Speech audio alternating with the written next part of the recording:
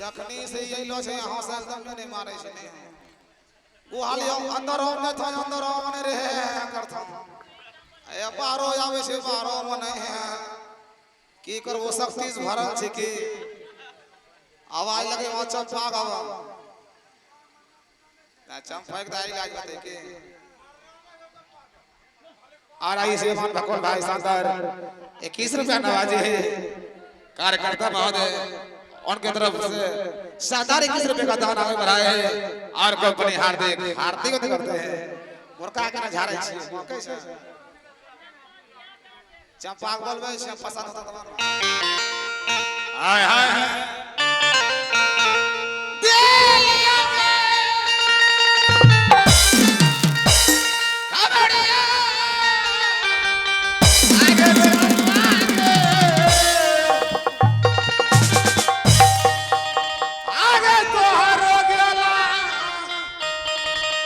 आगे जगे वही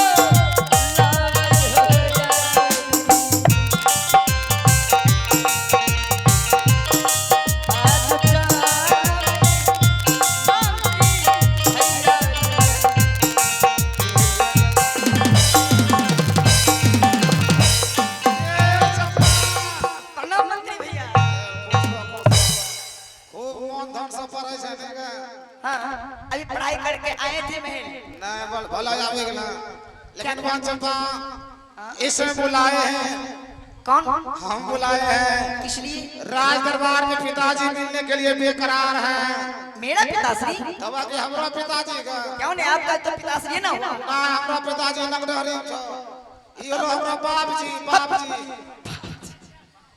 ठीक है इसमें चलने की यात्रा कीजिए यहां से पिताजी के पास चलने की प्रयास करें आया के दुलगल बतिया के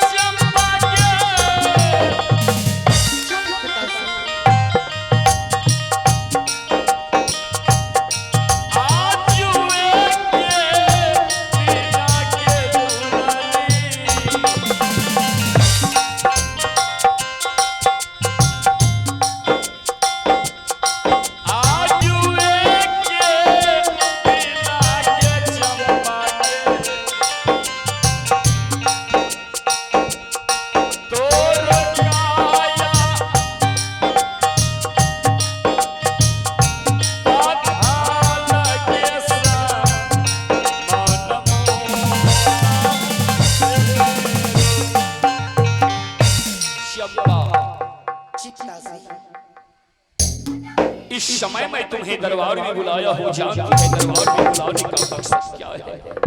पिताश्री, इस समय मुझे कुछ नहीं मालूम है।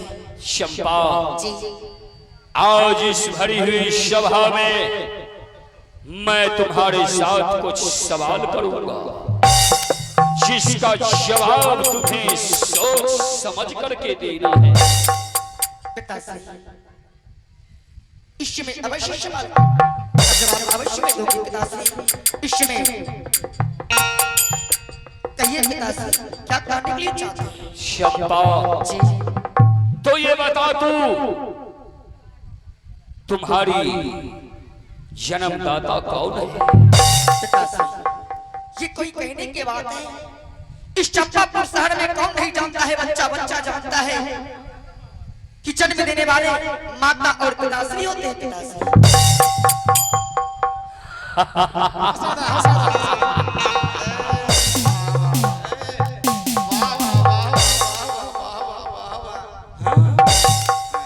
बढ़िया रिकॉर्डिंग करे रोटे Shut up!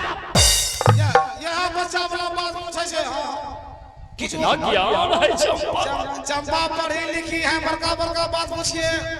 चंपा,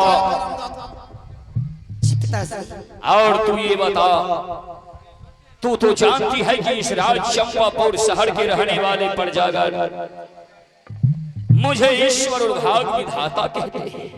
अवश्य राज में चारों दिशा से महाराज भाग विधाता का जय जयकार होता है।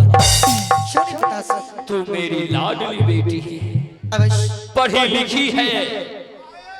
अंशु से बेसी, अंशु से बेसी। अरे सता,